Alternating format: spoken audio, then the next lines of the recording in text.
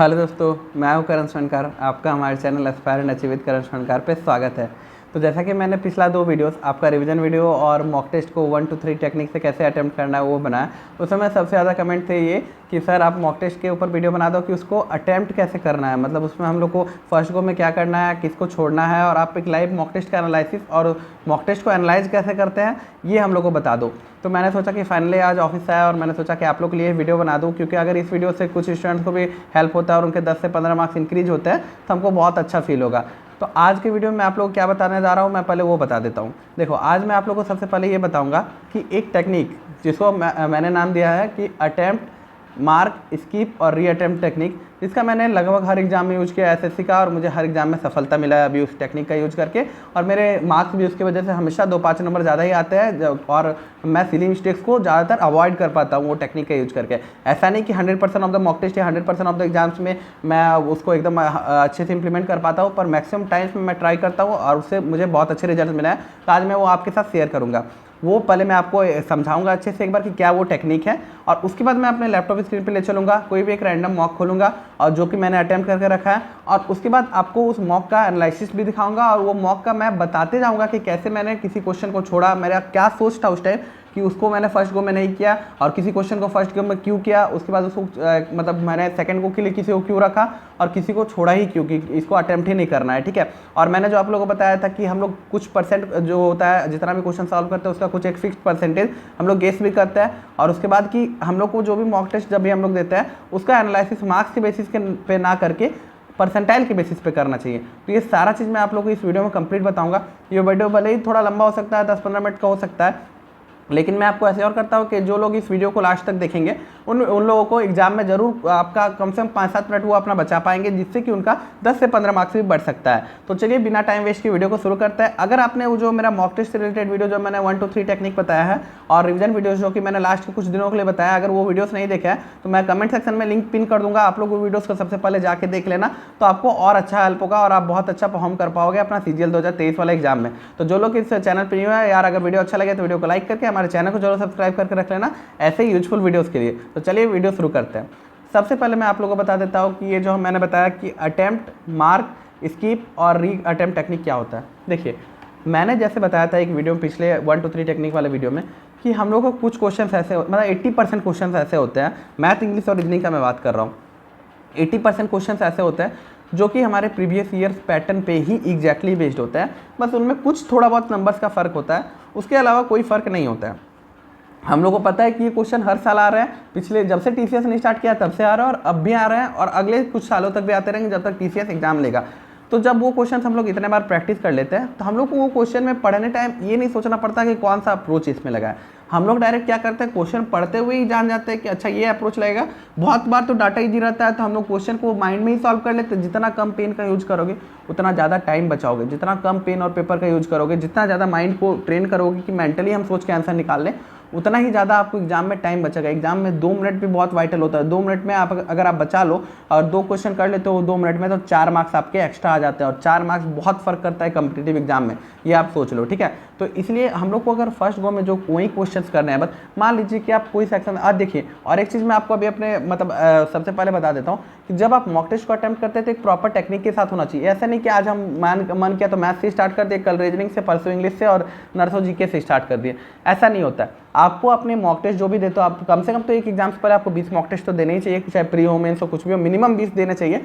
तो आप लोग जितना भी मॉक टेस्ट देते हो आपका एक फिक्स पैटर्न रहना चाहिए कि हम सबसे पहले कौन सा सेक्शन अटेम्प्ट करेंगे। जैसा कि मेरा पैटर्न है कि हम सबसे पहले रीजनिंग अटेम्प्ट करते हैं, उसके बाद इंग्लिश, उसके बाद GS, उसके बाद मैथ।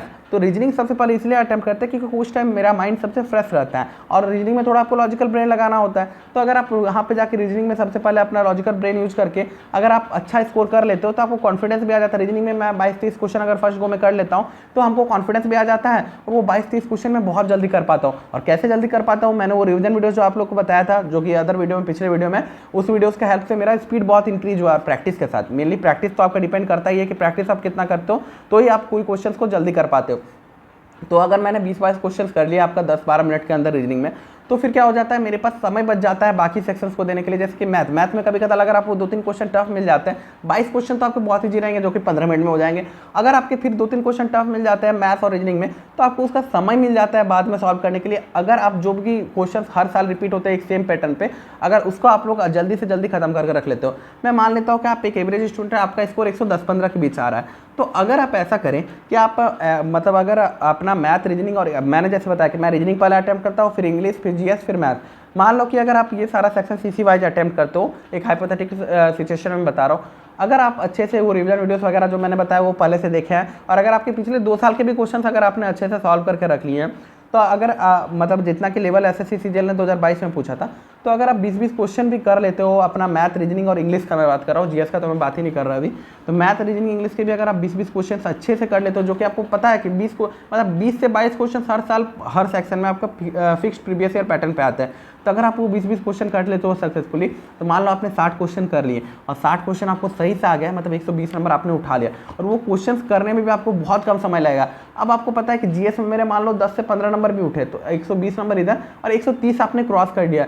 अब बाकी जो आपके पास 15 मिनट के लगभग समय बचेगा, उसमें आप क्या कर सकते हो कि जो क्वेश्चन आपको नहीं भी आ रहा उसको भी सोच सोच के ऑप्शंस का हेल्प लेके आप सॉल्व कर सकते हो, जिससे कि क्या होगा कि आप लोग का और 5 से 10 नंबर बढ़ जाएगा और आप अल्टीमेटली प्री क्वालिफाई कर जाओगे। और जब प्री क्वालिफाई कर लिया, 3 मंथ्स और मेंस के लिए मिलेंगे, तो आप बहुत अच्छा परफॉर्म कर सकते हो एक अच्छी स्ट्रेटेजी के साथ। तो इसीलिए क्या करो कि सबसे पहले जो अटेम्प्ट वाला टेक्निक होता है, अटेम्प्ट ओनली दोज क्वेश्चन जिसको पढ़ते ही आपको उसका अप्रोच पता चल गया है, क्योंकि आपने प्रीवियस ईयर में इस टाइप के क्वेश्चन का प्रैक्टिस बहुत अच्छे से करके रखा हुआ है, तो उन क्वेश्चंस को आप अटेम्प्ट कर लो।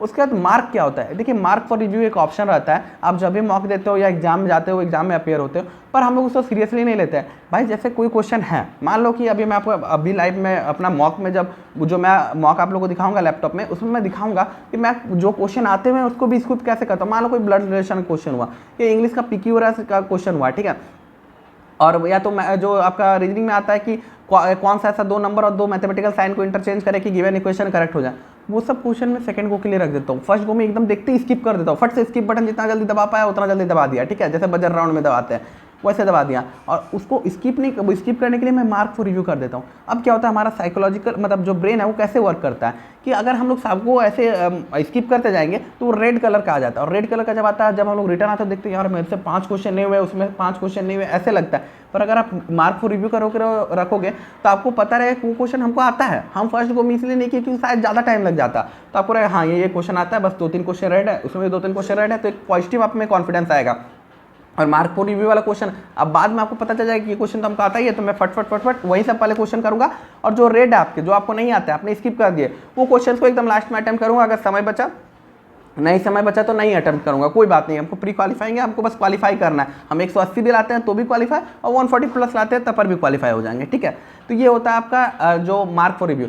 फिर उसके बाद क्या होता है कि स्किप मतलब कोई क्वेश्चन आपको दिख रहा है यार ये बहुत ही कॉम्प्लिकेटेड डाटा वाला क्वेश्चन है, भले ही वो टॉपिक इजी रहे, लेकिन अगर आपको कॉम्प्लिकेटेड डाटा वाला क्वेश्चन है, आपको लगता है कि यार ये क्वेश्चन मतलब बहुत टाइम लगेगा, अगर मैंने किया तो 3 मिनट लग जाएगा, भाई वो क्वेश्चन आप उस टाइम के लिए स्किप कर दो, एकदम भूल जाओ, वो क्वेश्चन को रेड करके स्किप कर दो, कोई दिक्कत नहीं है, आप स्किप कर दो और आगे बढ़ जाओ। क्योंकि अगर कोई क्वेश्चन आपको 3 मिनट ले रहा है और 2 मार्क्स दे रहा है तो वो वर्थ इट नहीं है। अगर आपको लास्ट में समय बचेगा तो कर लेना भाई, कोई रोकने नहीं जा रहा है, लेकिन अगर आपका शुरू में वो 3 मिनट ले रहा है और आपको 2 मार्क्स दे रहा है तो आपका लास्ट में अकबकी होगा, और जिसमें आप आते हुए क्वेश्चन भी छोड़ दोगे। सबसे पहला एम होना चाहिए कि 100 क्वेश्चन देखो आप अपना मॉक टेस्ट का। हो सकता है शुरू के 3-4 क्वेश्चन कोई सेक्शन के थोड़े से टफ दे दे और बाकी के 20 क्वेश्चन बहुत इजी रहे, और आप वो 3-4 क्वेश्चन में इतना फंसे रहे कि 10 मिनट उधर बर्बाद करती है, अब आप बका रहे हो यार मेरे पे तो 20 क्वेश्चन बाकी है, अब हम क्या करें। तो ऐसा नहीं करना होता, और ये मॉक टेस्ट देते देते एक्सपीरियंस आता है, और वही मैं एक्सपीरियंस आपसे शेयर कर रहा हूँ, तो शुरू में मैं भी ऐसे करता था, ठीक है। तो ये चीज़ धीरे धीरे एक्सपीरियंस आता है, वही एक्सपीरियंस मैं आपको बता रहा हूँ, ठीक है। अब रीअटेम्प्ट क्या होता है, रीअटेम्प्ट मतलब क्या, अगर आपके पास 5-7 मिनट लास्ट में बच गया तो नहीं आने वाले क्वेश्चन भी आप सोच लो, थोड़ा ट्रेडिशनल मेथड से कर लो, एक्स लगा के कर लो, ये सब चीज़ जो होता है ये सब यूज करके कर लो, या तो ऑप्शन से कर लो, या फिर उस टाइम आता है आपका रिस्क फैक्टर कि रिस्क क्या होता है। देखिए मतलब आपको मैं एक चीज़ बता देता हूँ, बहुत सारा क्वेश्चन में हम लोग को इंट्यूशन आता है कि यार ये होना चाहिए, पर हम लोग करते हैं कि डर से नहीं नेगेटिव मार्किंग हो जाएगा छोड़ दो, नहीं टिक करते। देखो 1/4 नेगेटिव मार्किंग है, लेकिन अगर ऐसा है कि अगर आप कॉन्फिडेंटली 70-72 क्वेश्चन टिक कर चुके हो, मतलब अगर आप 80 क्वेश्चन अटेम्प्ट कर रहे हो तो you are allowed to guess 10% of the question, मतलब 80 क्वेश्चन अगर अटेम्प्ट कर रहे हो तो आप 5-7 क्वेश्चन तो ऐसे ही गेस कर लो, कोई दिक्कत नहीं है जी। कि आप बोलोगे कि मैथ और रीजनिंग में गैस क्या करें सर, हाँ गैस नहीं कर सकते मैथ रीजनिंग में, पर इंग्लिश जीएस में तो आप गैस कर सकते हो अगर आपको इंट्यूशन आता है। मैथ रीजनिंग में भी अगर आपको लगता है कभी कभी कि आप ऑप्शन का हेल्प लेके कुछ गैस कर रहे हो तो कर दो, अगर 50-50 का इंट्यूशन आता है। और ये इंट्यूशन पहले से नहीं आता है कि कोई को लग रहा है कि हाँ यार यही हो सकता है, परमात्मा आके उसको बता दे रहे, नहीं। अगर आप पढ़े हुए रहते हो, प्रैक्टिस किए हुए रहते हो, तो आपको एक अंदाजा लगता है कि यार नहीं ये होना चाहिए, ये ऑप्शन नहीं होगा, ये ऑप्शन नहीं होगा, ये ऑप्शन होना चाहिए, तब आप गेस करते हो। ठीक है, तो ये गेसिंग भी बहुत इंपॉर्टेंट रोल प्ले करता है। पर हाँ, गेस तब करो जब आप अपने आप को सेफ जोन में महसूस कर रहे हो कि जितने मैंने ये क्वेश्चन बनाए ये तो आपके सही है। पर अगर आप डाउट में हो कि मैंने 80 क्वेश्चन बनाया और 10 क्वेश्चन में मेरे को पहले से डाउट है, तो फिर आगे गेस मत करने जाओ भाई। अगर वो 10 क्वेश्चन में से कुछ गलत हो जाते हैं और गेसिंग क्वेश्चन आपके गलत होने लगते हैं, तो फिर आपका नेगेटिव मार्किंग कितना हो जाएगा कि आप उसकी वजह से डिस्क्वालीफाई हो जाओगे। तो गेस तभी करो जब कॉन्फिडेंट हो कि बाकी क्वेश्चन जो आपने बनाया है वो आपके सही हैं। और जब आप कुछ टाइम एसएससी की फील्ड में बिता लेते हो तो आपको अंदाजा पड़ जाता है कि हम जो क्वेश्चन बना रहे हैं वो सही है कि नहीं। ठीक है, मैथ रीजनिंग में तो ऑप्शन तभी मैच करेगा जब आप सही बनाओ, उसमें तो रेयरली आप बनाओ और गलत हो जाए और ऑप्शन टिक कर दो आप, तो ऐसा होता है। बाकी इंग्लिश में और जीएस में ऐसा हो सकता है। तो इंग्लिश जीएस में भी आप अपना जो मैक्सिमम होता है इंग्लिश में अटैम्प्ट करने का ट्राई करो, अगर आपको फील होता है कि हाँ ये आंसर होना चाहिए। जीएस में तो अंधाधुन अटैम्प्ट मारने का कोई मतलब नहीं होता। जीएस में आप 2-4 गैस करो जो कि आप लगता है कि हाँ ये होना चाहिए, बाकी आप जितना आता है उतना ही करो। ठीक है, जीएस में ज़्यादा तेज बनने का जरूरत नहीं होता। ये होता है आपको मॉक को अटेम्प्ट करने का तरीका। अब मैं आपको प्रैक्टिकली ये चीज़ बताता हूँ कि अपने लैपटॉप स्क्रीन में ले जाता हूँ और प्रैक्टिकली ये चीज़ बताता हूँ कि मैं अपने मॉक्स में ये चीज़ कैसे अप्लाई करता हूँ, और जिसकी वजह से मैं लास्ट में 5-7 मिनट बचा पाता हूँ और वो भी क्वेश्चन कर पाता हूँ जो क्वेश्चन शायद मैं ऐसे नॉर्मली नहीं कर पाता मॉक टेस्ट में। ठीक है, तो वो अगर आपको 5-7 मिनट का वो लिबर्टी रहता है तो आप 2-3 क्वेश्चन ऐसे कर लेते हो जो कि आपको बाकियों से आगे ले जा पाता है। ठीक है, तो चलिए मैं अब अपने लैपटॉप स्क्रीन पर आपको लेकर चलता हूँ और वहाँ पर मैं आपको दिखाता हूँ कि मैं मॉक अटेम्प्ट करने टाइम इस तरीके का कैसे यूज करता हूँ इफेक्टिवली, जिससे कि हमको ज़्यादा मार्क्स लाने में थोड़ा हेल्प मिलता है। ठीक है, आप लोग को अपना एक मॉक टेस्ट दिखाता हूँ जहाँ पे मैं एक अपना जो तरीका बताऊंगा माइंडसेट, जब मैं आप क्वेश्चन को अटेम्प्ट करता हूँ कि इसको स्किप करना है, किसको अटेम्प्ट करना है, किसको सेकंड गो के लिए रखना है, वो कैसे मैं करता हूँ वो प्रैक्टिकली मैं आप लोग को दिखाता हूँ। इस पेज का जो है, इस पेज का भी बहुत इंपॉर्टेंस है। ठीक है, वो मैं आप लोग को वीडियो के लास्ट में बताऊंगा कि इस परसेंटाइल का, ये रैंक का क्या क्या इंपॉर्टेंस है। ठीक है, और फिर मैं आप लोग को ये भी बताऊंगा कि ये परसेंटाइल ही सबसे ज्यादा मैटर क्यों करता है, जितना आपका मैक्स मैटर नहीं करता उससे भी ज्यादा। ठीक है, तो चलिए मैं पहले आप लोग को सॉल्यूशन पे लेके जाता हूँ और अपना दिखाता हूँ कि किस तरीके से मैंने ये अटेम्प्ट किया है। देखिए, ये देखिए सॉल्यूशन लोड हो गया। जैसे मैं सबसे पहले रीजनिंग सेक्शन अटेम्प्ट करता हूँ। ठीक है, तो रीजनिंग सेक्शन अटेम्प्ट करते टाइम मैं देखता हूँ कि जैसे ये क्वेश्चन है आपका एनालॉजी टाइप क्वेश्चन है। ठीक है, तो ये क्वेश्चन जो जैसे कि मैंने 36, 25 ये सबको देख लिया पहले ही कि ये स्क्वायर नंबर है, तो ये 6 का स्क्वायर है, ये 5 का स्क्वायर है, तो कैसे आ रहा है, ये दोनों का डिफरेंस करके स्क्वायर आ रहा है। तो ये चीज हमको फर्स्ट गो में देखते ही जैसे पता चल गया, तो मैंने इसको अटेम्प्ट कर लिया। फिर सेकंड में जैसे देखिए ये इजी आपको एम एन पी ऐसे करके दिख रहा है, ये पैटर्न आपने इसको डायरेक्ट अटेम्प्ट कर लिया। फिर उसके बाद क्या आता है, ये देखिए जैसे कि इस क्वेश्चन में मेरा गलती कैसे हुआ, जो मैं आप लोगों को बार बार बताता हूँ, ऑप्शन टिक करने से पहले 1 सेकंड देख लेना। पर इस क्वेश्चन में मैं वो ऑप्शन टिक करने से पहले 1 सेकंड देख नहीं पाया और मुझसे भी ये गलती हो गया, और मैंने मतलब बी की जगह मान लो सी टिक कर दिया, जिसकी वजह से ये गलत हो गया। बाकी ये बहुत ही इजी क्वेश्चन था। तो आप इस सबको फर्स्ट गो में अटेम्प्ट कर सकते हो क्योंकि आपको डायरेक्ट रिलेशन पता चल रहा है। आपका जो कोडिंग डिकोडिंग है या तो आपका जो एनालॉजी है जिसमें आपको डायरेक्ट रिलेशन पता चल रहा है, उसको आप डायरेक्ट अटेम्प्ट कर सकते हो। जैसे देखिए बेल दिख रहा है, तो बेल में हम लोग को दिख रहा है कि 2 है, तो इसका एक कम 1, इसका 5 का एक कम 4, इसे 12 का एक कम 11, 12 का एक कम 11, तो हम इसको डायरेक्ट अटेम्प्ट कर सकते हैं क्योंकि क्वेश्चन रीड करते हुए हमको पैटर्न पता चल गया। ठीक है, तो ये सबको हम डायरेक्ट जैसे अटेम्प्ट करते हुए गए। अब जैसे ये फिगर वाला क्वेश्चन होता है, इसको मैं फर्स्ट गो में छोड़ देता हूँ, ठीक है, हमको इसमें थोड़ा सा टाइम लग जाएगा। जैसे देखो आप देख सकते हो यहाँ पे यूआर स्लो करके लिखा हुआ है 1 मिनट 32 सेकंड। ठीक है, सबके कुछ लिमिटेशंस होते हैं और कुछ आपके एडवांटेजेस होते हैं। तो देखो हमको ये लिमिटेशन लगेगा, इसमें हमको थोड़ा ज्यादा टाइम लग जाता, तो इसको मैंने फर्स्ट गो में छोड़ दिया था। उसके बाद इसको सेकंड गो के लिए रखा क्योंकि बाद में मैं ही अटेम्प्ट करूंगा। अब देखो जैसे ये इंटरचेंजिंग वाला क्वेश्चन आया, ठीक है, इसमें मेरा 1 मिनट 20 सेकंड लग गया, इसको हमको पता है कि हमको थोड़ा सा वक्त लगेगा, इसको हम सेकंड गो के लिए छोड़ देते हैं। इसको हम बाद में आके करते हैं कि उतना समय क्यों बर्बाद करें अभी। ठीक है, अब ये सब क्वेश्चन हो गया, इसको डायरेक्ट देखी तो पता चल जाता है, तो डायरेक्ट अटेम्प्ट कर लेते हैं। देखो इसको भी डायरेक्ट अटेम्प्ट कर लिए। उसका ये सिंपल ये भी क्वेश्चन था आपका इसका नंबर सीरीज का, उसको भी डायरेक्ट अटेम्प्ट कर लिए। अब इसमें आपको दिख जाता है लीजर का कोड यूएसआई ऐसे करके किया हुआ है, मतलब इसी को रीअरेंज करके किया हुआ है। ये तो बहुत इजी होता है, डायरेक्ट अटेम्प्ट कर लिया आप। उसके बाद ऐसे जैसे मिरर इमेज हो गया, हमको कॉन्फिडेंस होता है, डायरेक्ट अटेम्प्ट कर लेते हैं इस पे। ठीक है, ये डिपेंड करता है कि आपका कौन सा टॉपिक पे ज्यादा कॉन्फिडेंस है। अब जैसे which word will come at the third position यहाँ पे है, तो हम देख लिए अरेंज कर लिए, 3 ही लेटर को अरेंज करना था, जो फर्स्ट 3 में थर्ड पोजीशन पाएगा बस उसको अरेंज करके हम टिक मार दिए उसी टाइम, उसमें सोचना नहीं है ज्यादा। फिर देखिए इसमें ये सब पैटर्न के क्वेश्चन जो होता है इसमें हम लोग को कॉन्फिडेंस रहता है, हम लोग प्रैक्टिस किए हुए रहते हैं बहुत सारा। अगर आपने प्रैक्टिस नहीं किया हुआ तो मैंने जो रिवीजन वीडियो में आपको सजेस्ट किया है रीजनिंग के, वो सब आप देख लेंगे तो इस टाइप के क्वेश्चन आप फर्स्ट गो में इजीली एकदम आराम से कर सकते हैं। देखिए मैंने 38 सेकंड्स में जैसे इसको अटेम्प्ट किया है, ठीक है। पूरा रीजनिंग में लगभग 15 मिनट के अंदर खत्म कर देता हूँ। शुरू के 20 क्वेश्चन जो मैं फर्स्ट गो में करता हूँ लगभग 10 मिनट में खत्म हो जाते हैं। जैसे ये देखिए, how is E related to L, तो इसमें मैं कंफ्यूजन के लिए इसको ये देखिए जैसे ये सामने ही था, मतलब आपका एकदम ई और एल सामने था। अगर ऐसे सी और एन का रिलेशन पूछता तो मैं पहले छोड़ देता, पर ई और एल सामने था तो मैंने फर्स्ट से अटेम्प्ट कर लिया। इसको क्वेश्चन पढ़ते वक्त आपको ये अवेयरनेस भी रहना चाहिए किस क्वेश्चन को हम फर्स्ट में अटेम्प्ट करें, किसको सेकंड गो के लिए रखें। उसके बाद देखिए जैसे ये वाला क्वेश्चन था कि ये वाला सिंपल आपका क्वेश्चन होता है, ये भी आप फर्स्ट गो में आराम से अटेम्प्ट कर सकते हो। उसके बाद देखिए उसका डाइस वाला क्वेश्चन बहुत इजी रहता है, फर्स्ट गो में आप अटेम्प्ट कर सकते हो। उसके बाद जैसे मैथमेटिकल साइन वाला फिर क्वेश्चन है, इसको मैंने सेकंड गो के लिए रख दिया। सेकंड गो में जब आया फट से हमको दिखा कि ऑप्शन कौन सा होगा, मैंने टिक कर दिया, मैं आगे बढ़ गया। उसके बाद देखिए जैसे ये वाला क्वेश्चन हो गया, ये आपका एनालॉजी क्वेश्चन, अगर आपको उस टाइम क्लिक कर जाता है कि क्या इसका तरीका है तो आप कर लो बिंदास उसी टाइम से सॉल्व। अगर नहीं क्लिक करता है तो आप आराम से इसको सेकंड गो के लिए रख दो, कोई दिक्कत नहीं। आप आज बाद में आओगे तो हो सकता है आपका माइंड थोड़ा फ्री रहे कि मैंने बहुत सारे क्वेश्चन बना लिया, तो आप बाद में थोड़ा और अच्छे से सोच पाओ, अपना लॉजिकल ब्रेन का यूज कर पाओ। उसका ये जो साइन वाले क्वेश्चन है मैं मैक्सिमम कोशिश करता हूँ सेकंड गो में करूँ, पर कोई क्वेश्चन जैसे ये वाला इजी था तो इसको फर्स्ट गो में भी करके पार कर देता हूँ, ताकि बाद में के लिए बहुत सारा क्वेश्चन ना बच जाए। अब इस टाइप के क्वेश्चन है, इस टाइप के क्वेश्चन अगर आपको देखते ही सबसे पहले रिलेशन नहीं समझ में आ रहा, जैसे इसको ऐड कर दिया, अगर हम ऐड कर दिए तो मेरा क्या ये रिलेशन आ जा रहा है 140 और 127, हाँ 267 आ जा रहा है। तो बस ये डायरेक्ट इजी था, तो मैंने यहाँ पे डायरेक्ट देख के मार दिया आराम से कि दोनों मतलब सेकंड और थर्ड नंबर का सम फर्स्ट नंबर बन रहा है, ठीक है। उसका देखिए जैसे आपको पता चल गया कि ये 15 का मतलब देखिए 11 का स्क्वायर प्लस 3 है, 13 का स्क्वायर प्लस 3 है, 9 का स्क्वायर प्लस 3 है, तो 15 का स्क्वायर प्लस 3 नहीं है, तो पहला वाला ऑप्शन होगा। देखो कुछ क्वेश्चन बहुत इजी होते हैं, जब आप प्रैक्टिस कर लेते हो तो आपको ये सब क्वेश्चन बहुत इजी लगेंगे और आप फर्स्ट गो में कर लोगे। तो 3-4 क्वेश्चन जो मेरे थे, जैसे ये वाला क्वेश्चन हुआ, ये क्वेश्चन आप सेकंड गो के लिए रख सकते हो कि आराम से सोच के कर लेंगे। जो जो इजी फर्स्ट गो में लगा, क्वेश्चन पढ़ते ही समझ में आ गया, वो मैंने पहले कर लिया, ठीक है। क्योंकि कंफ्यूजिंग क्वेश्चन हल्का भी हो तो आप उसको सेकंड गो के लिए रख सकते हो, मैं ये बताने की कोशिश कर रहा था, ठीक है। उसके बाद क्या होता है, आप सेकंड जैसे मैं अटेम्प्ट करता हूँ इंग्लिश लैंग्वेज में मैं कोशिश करता हूँ कि मैक्सिमम क्वेश्चंस अटेम्प्ट कर लो फर्स्ट गो में, एक्सेप्ट जो होता है आपका ये जो पीक्यूआरएस वाला क्वेश्चन वगैरह होता है। जैसे मैं देखिए ये सब देखिए पीक्यूआरएस जो मतलब क्वेश्चन होता है रीअरेंजमेंट वाला, ये क्वेश्चन मैं हमेशा सेकंड गो के लिए रख देता हूँ कि अच्छे से सोच के करूंगा। और इस क्वेश्चन में मैं तरीका क्या अपनाता हूँ कि देखिए जैसे हम यहाँ पे ऑप्शन में देख सकते हैं कि पहले डी से स्टार्ट हो रहा है, फिर ए फिर बी, मतलब हमको सी ऑप्शन से स्टार्ट होगा ही नहीं, ये पता चल गया। तो इससे थोड़ा जल्दी हम लोग ऑप्शन एलिमिनेट कर सकते हैं। जैसे डी से मैंने स्टार्ट करके देख लिया, ये Mickey mouse is a fictional character, हाँ ये मिकी माउस सबसे पहले नाउन है, यहाँ से स्टार्ट हो सकता है, ठीक है। उसके बाद ए से दो ऑप्शन है स्टार्ट, ईटी जैसे कभी स्टार्ट ही नहीं होगा आपका, क्योंकि आपको पता है कि ईट से पहले कुछ आना चाहिए नाउन, तब जाके प्रोनाउन यूज होगा। तो ये सब सेंसेस से आप जल्दी किसी क्वेश्चन को अटेम्प्ट कर सकते हो। अगर आपको ये सब, मैं आप कम से कम 5-7 क्वेश्चन हर मॉक में ऑप्शन से अटेम्प्ट कर लेता हूँ। अगर आपको उसके बारे में जानना हो तो आप लोग कमेंट करके बता देना, मैं आपको वो भी बता दूंगा कैसे आप ऑप्शन से हेल्प से ही बहुत जल्दी बहुत बहुत सारे ऐसे मॉक में क्वेश्चन को अटेम्प्ट कर सकते हो, ठीक है।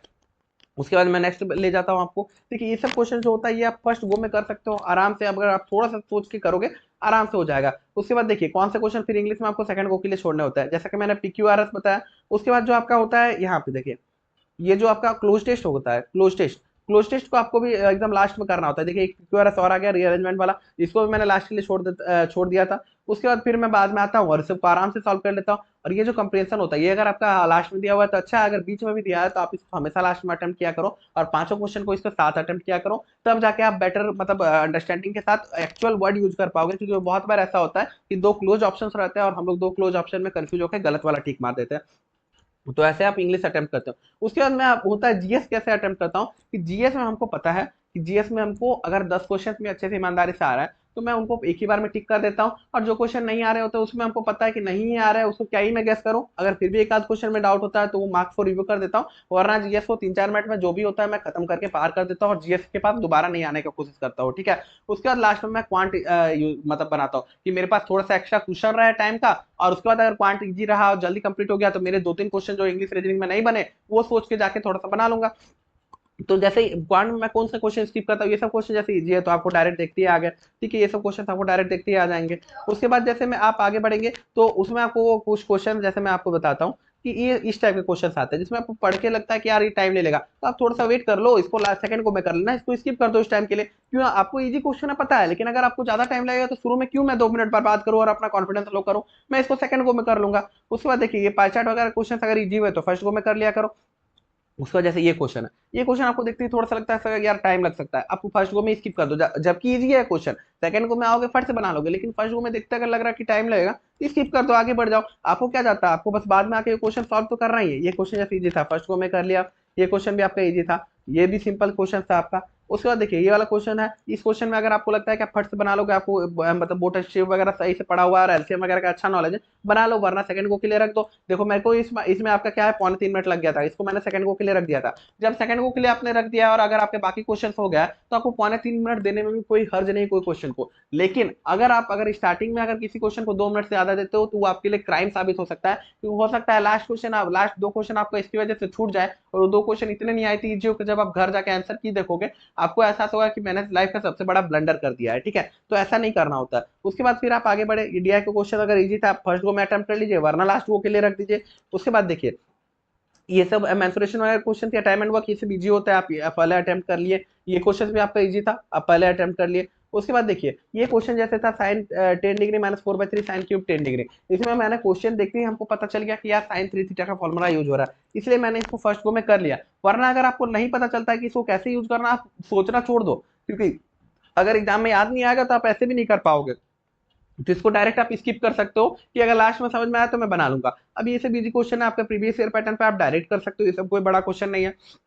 2022 का सीजीएल में इजी आया था मैथ्स, मैं मानता हूँ, लेकिन आपको इजी आया था तो स्कोर भी मैक्सिमम करना पड़ता है ना। उसके बाद मैं आपको एक चीज और बता देता हूँ कि अगर आप लोग को 2023 वाला सीजीएल में थोड़ा टफ भी मैथ्स आता है तो मैंने जो रिवीजन वीडियोस रिकमेंड किया अगर आप वो लोग देखे रहते हैं तो आपको 20 से 22 क्वेश्चन करने से कोई रोक नहीं सकता, क्योंकि एसएससी एक आध ही बहुत टफेस्ट बनाता है, बाकी सब में 20 से 22 क्वेश्चन आपके इजिली डुएबल रहते हैं। ठीक है, उसके बाद देखिए जब मैंने मैथ्स ऐसे कंप्लीट कर लिया पूरा वाला, तो उसके बाद मेरे पास क्या होता है कि मेरे पास 5 से 7 मिनट हमेशा बचे हुए रहते हैं, एटलीस्ट कभी कभी 10 मिनट भी बच जाते हैं, और फिर मैं अपना वापस आता हूँ वो सब क्वेश्चन पे जो कि मैंने क्वेश्चन 3 4 5 7 जो भी छोड़े हुए हैं, और उसको मैं मैक्सिमम सॉल्व करने की कोशिश करता हूँ, और जिससे कि मेरा मॉक टेस्ट का एक अच्छा परफॉर्मेंस हो जाता है। शुरू के क्वेश्चन ज्यादा करने की वजह से, ज्यादा सही क्वेश्चन करने की वजह से कम टाइम में हमको और कॉन्फिडेंस आ चुका होता है। उसके बाद मैं जो क्वेश्चन लास्ट में नहीं भी आते हैं उसको भी कॉन्फिडेंटली अटेम्प्ट करता हूँ, और मोस्ट प्रॉब्ली वो फिर सही आ जाते हैं, जिससे कि मेरा मार्क्स 5 7 मार्क्स बूस्ट हो जाता है, जितना आना चाहिए उससे ज्यादा आता है। ठीक है, अब मैं आपको एनालिटिक्स पे लेकर चलता हूँ कि उसके बाद मैं बताता हूँ कि एनालिसिस कैसे करना है आपको मॉक का अपना। ठीक है, देखिए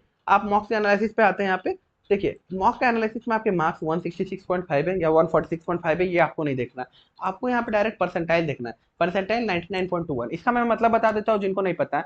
मान लो कि 100 बंदे एग्जाम दिए हैं, अगर आपका 99 परसेंटाइल आता है, इसका मतलब है कि आप 100 में से एक बंदा से पीछे हो। अगर 1000 बंदा एग्जाम दिया है और 99 परसेंटाइल है, मतलब 1000 में से 10 बंदा से पीछे हो, और वही लाख बच्चा दिया है तो आप वही लाख में से 1000 बंदे से पीछे हो। तो ये चीज आपको ध्यान में रखना है कि आपका परसेंटाइल डिफाइन करता है कि आपका सिलेक्शन हुआ कि नहीं। मैं अगर आपको रफली बताऊं, अगर आपके मार्क्स 90 परसेंटाइल से ऊपर आ रहा है, चाहे मार्क्स कितने भी आ रहा है, तो आप ये जान लो कि आप प्री क्वालिफाई करने के लायक हो। और अगर आपको सिलेक्शन चाहिए जैसे कि मेंस में, उस टाइम आपको मोस्टली 95 परसेंटाइल से ऊपर रहना पड़ेगा तब जाके आप जानोगे कि हाँ मैं एलिजिबल हूँ ये एग्जाम क्वालिफाई करने के लिए। ठीक है, तो ऐसे आपको मॉक टेस्ट को एनालाइज करना है। उसके साथ साथ आपको एक चीज देखना होता है कि आपके जो वीक चैप्टर्स है कौन कौन से हैं। उससे क्या होता है कि अगर आपके वीक चैप्टर विथ टाइम हर बार रिपीट होते जा रहे हैं हर मॉक में, तो आप उस पर थोड़ा सा अलग टाइम देखिए उसको अपना स्ट्रॉन्ग चैप्टर बना लो, तो आपके 2 4 नंबर ऐसे ही इंक्रीज हो जाएंगे। उसके बाद आपको ये भी देखना होता है कि मैंने जो सिली मिस्टेक किए, मान लो कि मैंने 2 सिली मिस्टेक किए, तो 2 सिली मिस्टेक में मैंने 5 मार्क्स लूज किए मान लो, तो 5 मार्क्स में बढ़ा के देखता हूँ कि मान लो 172 आ जाता है मेरा, तो मेरा रैंक 461 हो जाता है जो कि 950 है, और मेरा परसेंटाइल और इंप्रूव हो जाता है। तो मैं सिली मिस्टेक्स को अवॉइड करने के लिए ज्यादा से ज्यादा कोशिश करूंगा, जिससे कि अगर मेरे 4 5 नंबर बढ़ते हैं तो फिर मेरा परसेंटाइल बहुत अच्छा इंप्रूव हो सकता है। ठीक है, तो ये चीज आप लोग को ध्यान में रखना होता है।